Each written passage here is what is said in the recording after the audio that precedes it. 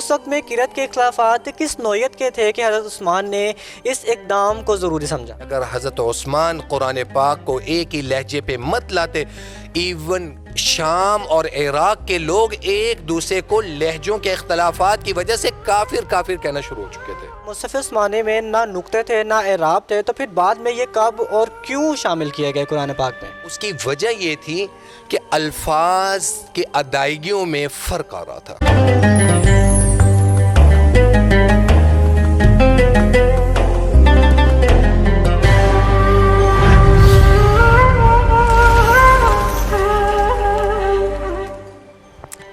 بسم اللہ الرحمن الرحیم، السلام علیکم۔ سینٹر نیوز پر آپ جاگو سائیوار رمضان اسپیشل ٹرانسمیشن دیکھ رہے ہیں۔ میں ہوں امان شاہد، آپ کو خوش آمدید کہتا ہوں۔ آج کی ٹرانسمیشن انتہائی دلچسپ ہونے والی ہے، کیونکہ آج کے پروگرام میں ہم نے بات کرنی ہے مصحف عثمانی کے حوالے سے، اور اس پر بات کرنے کے لیے ہمارے ساتھ موجود ہے صاحبزادہ مولانا عطاء المنیم صاحب، جو کہ صاحبزادے ہیں پیر طریقت رہبر شریعت حضرت مولانا عطاء اللہ ملتانی صاحب کے، جو کہ پاکستان کی نہ صرف دنیا کی مذہبی، علمی اور روحانی شخصیت ہے۔ مولانا صاحب کو ہم خوش آمدید کہتے ہیں، کیسے ہیں آپ؟ الحمدللہ، آپ ٹھیک ہیں؟ خیریت سے؟ الحمدللہ۔ اچھا، آج ہم نے بات کرنے مصحف عثمانی کے حوالے سے، جو کہ بہت ہی انٹرسٹنگ ٹاپک ہے۔ سب سے پہلے تو مولانا صاحب آپ مجھے یہ بتائیے گا کہ حضرت عثمان نے اس وقت قرآن مجید کو ایک ہی رسم الخط میں جمع کرنے کی ضرورت کیوں محسوس کی؟ کیا وجہ تھی؟ امان صاحب، آپ نے ایک لفظ استعمال کیا انٹرسٹنگ کے حوالے سے، میں کہتا ہوں انٹرسٹنگ کی بجائے آپ کہیں کہ نالج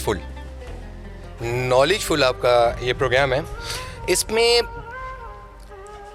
یہ جو آپ کا سوال ہے، یہ بہت تفصیل طلب یہ کوشچن ہے، لیکن آپ کے پروگرام کے وقت کی نزاکت کی وجہ سے اس کو میں اگر کنکلوڈ کروں اور سمرائز کروں تو اسلامی فتوحات جو سیدنا ابوبکر صدیق رضی اللہ تعالیٰ عنہ کے دور میں، سیدنا حضرت عمر بن خطاب رضی اللہ تعالیٰ عنہ کے زمانے میں، اور حضرت عثمان غنی رضی اللہ تعالیٰ عنہ کے زمانے میں، آپ یہ دیکھیں نا 22 لاکھ مربع میل کا علاقہ حضرت عمر رضی اللہ تعالیٰ عنہ کے زمانے میں فتح ہوا تھا۔ اب 22 لاکھ مربع میل میں کتنی اقوام، کتنے قبائل، کتنی قومیں، کتنی زبانیں آباد تھیں۔ ان اسلامی فتوحات کی وجہ سے مختلف علاقوں کی زبان مختلف ہونے کی وجہ سے ان کے جو قرآت تھیں، ان کے جو لہجے تھے، ان میں اختلافات ہونا شروع ہو گئے تھے، اور ان اختلافات کے خاتمے کے لیے اور اس امت کو اور اس قوم کو اور وہ مسلمانوں کو ایک ہی لہجے پہ، ایک ہی قرت پہ لانا اور ایک ہی معیار قائم کرنا کہ امت کی وحدانیت، امت مسلمہ کی وحدانیت، باہمی ہم آہنگی، یہ قائم رکھنے کے لیے حضرت عثمان غنی رضی اللہ تعالی عنہ کو یہ ایک ہی رسم الخط پر جمع کرنا قرآن پاک کو، اس کی بیسک جو وجہ تھی وہ یہ تھی۔ اچھا، آپ نے کیونکہ بات کی کہ نا قرت کے اختلافات جو ہے وہ تب سامنے آ رہے تھے اس وقت میں، تو یہ بتائیے گا کہ اس وقت میں قرت کے اختلافات کس نوعیت کے تھے کہ حضرت عثمان نے اس اقدام کو ضروری سمجھا؟ قرت کے بنیادی طور پر اختلافات آپ یہ دیکھ لیں نا، آپ پاکستانی، ہماری جو زبان ہے اردو ہے، قومی زبان۔ اب اردو جو ہے وہ انڈیا میں بھی بولی جاتی ہے۔ اب وہی اردو اگر ایک بنگالی بولتے ہیں تو ایکسنٹ چینج۔ آپ پاکستان میں رہ لیں، آپ پاکستان میں رہتے ہوئے ہمارے لاہور ان کے اردو بولنے کا ایکسنٹ اور ہوگا، کراچی والوں کا ایکسنٹ اور ہے، ہمارے جنوبی پنجاب کا ایکسنٹ اور ہے۔ اسی طریقے سے ہر زبان کا 20 کلومیٹر، ہر 20 کلومیٹر کے بعد زبان کا ایکسنٹ جو ہے وہ ویری کرتا ہے۔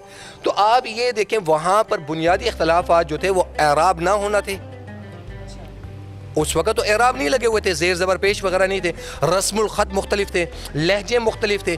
ایون دیٹ امان صاحب، سب سے امپورٹنٹ، اس زمانے میں حضرت عثمان کے زمانے میں اگر حضرت عثمان قرآن پاک کو ایک ہی لہجے پہ مت لاتے، ایون شام اور عراق کے لوگ ایک دوسرے کو لہجوں کے اختلافات کی وجہ سے کافر کہنا شروع ہو چکے تھے۔ آپ نے کفر کے فتوے لگ گئے تھے، متنوع لہجے تھے، 7 احراف تھے، عجمی اثرات تھے۔ عجمی اثرات اس طرح تھے کہ جو غیر عربی تھے وہ اہل زبان تو تھے ہی نہیں۔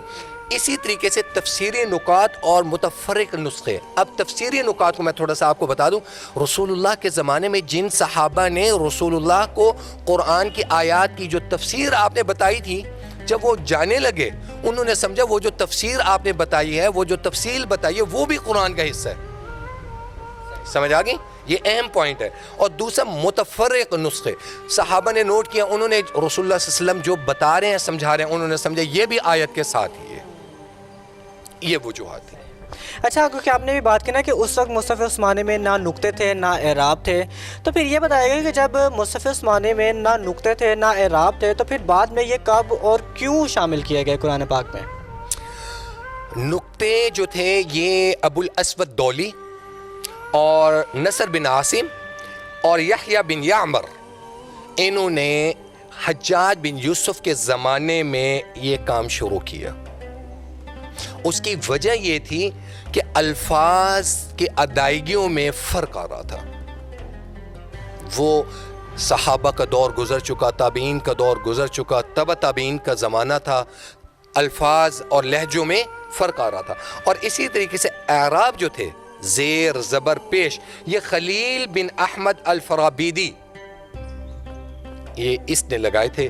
اور مصحف عثمانی میں نقطے اور اعراب کا نہ ہونا 7 حروف کی قراتوں کی گنجائش کے لیے تھا, بعد میں تحریف سے بچنے کے لیے کہ اس میں مزید جو چینج ہے, مزید لوگ اپنی طرف سے اس میں کوئی امینڈمنٹ یا چینج نہ لیں, اس کی وجہ سے یہ زیر زبر نقطے یہ لگائے گئے. آج کا ٹاپک بڑا ہی معلوماتی اور بہت ہی دلچسپ تھا, لیکن وقت کی قلت کی وجہ سے ہمیں اس کو یہیں پہ کنکلوڈ کرنا پڑے گا. تو بہت شکریہ آپ کا مولانا عطاء المنیم صاحب ہمارے ساتھ آج کے انٹرسٹنگ پروگرام میں موجود تھے. مصحف عثمانی کے والد صاحب آج کے پروگرام میں ہم بات کر رہے تھے جو قرآن پاک ہم پڑھتے ہیں, اور اگر ہم ان کے والد صاحب کا ذکر نہ کریں تو یہ ان کے ساتھ ناانصافی ہوگی. اور ان کے والد صاحب جو ہیں, ایک دفعہ پھر سے بتانا چاہوں کہ جو کہ پیر طریقت رہبر شریعت ہیں, حضرت مولانا عطاء اللہ ملتانی صاحب, جو کہ نہ صرف پاکستان بلکہ دنیا بھر میں ایک علمی, روحانی اور مذہبی شخصیت سمجھے جاتے ہیں. بہت شکریہ آپ کے وقت کا. مجھے اس پروگرام کے فیڈ بیک کا انتظار ہے کہ آپ سے میں انشاءاللہ کل کے پروگرام میں کروں گا ملاقات. تب تک کے لیے اپنے میزبان امان شاہد کو اجازت دیجیے. رمضان مبارک. اللہ حافظ.